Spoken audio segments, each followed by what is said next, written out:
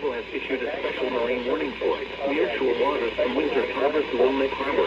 Open waters from Windsor Harbor to Wilmette Harbor out to mid-lake until 11:30 p.m.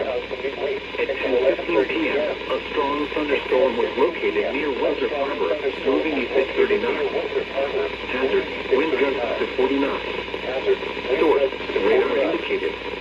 Impact, small craft could be damaged in briefly higher winds and suddenly higher waves. Locations impacted include Windsor Harbor,